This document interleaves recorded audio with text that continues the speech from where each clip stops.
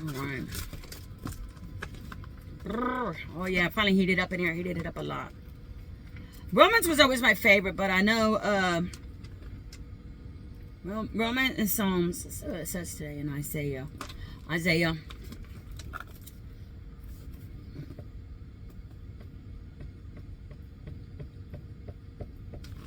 So I'm not feeling that today. Numbers. Every parent knows the complaining cries of a young child, a slow, high-pitched whine that aggravates the soul. The tone of voice is difficult to bear, but the real irritation is the underlying cause. Discontentment and disobedience. As the children of Israel journeyed from the foot of Mount Sinai to the land of Canaan, they grumbled, whined, and complained at every turn. They focused on their present discomforts. Their faith had fled. Where did it go? So they added an extra 40 years to their wilderness journey. Numbers, which records the tragic story of Israel's unbelief, should serve as a dramatic lesson for all God's people. God loves us and wants us the very best for us. He can and should be trusted. Numbers also gives a clear portrait of God's patience. Again and again, he withholds judgment and preserves his people. But his patience must not be taken for granted. His judgment will come. We must obey.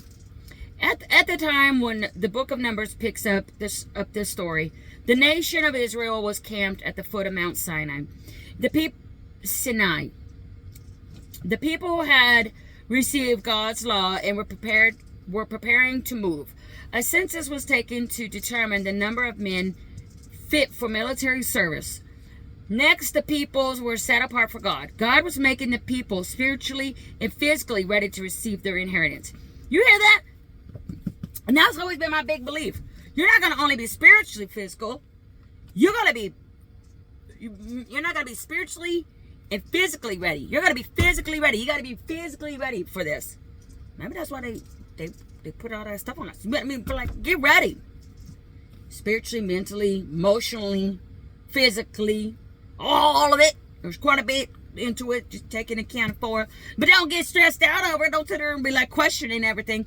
But that's what I am. I'm an overthinker. I'm like, do I got this covered? Am I okay? But then you get your reassurance and you get your comfort and you get your answers whenever, well, at least I get mine when I speak to God and I go through what I go through, and He gives me the comfort I need, the reassurance over time. It's like, yeah, you got this. Like, just show you, hey man, you could do it. You just open up your eyes, and then whenever you do, you're gonna be like, wow, I did it.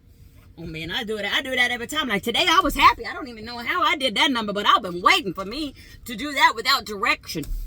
Okay, I screwed it up just a little bit, but I was backing into my door and I did that maneuver that goes like, you come in like this and you go around like this and you kind of make an S, and then you back in there, right? Oh, I got it.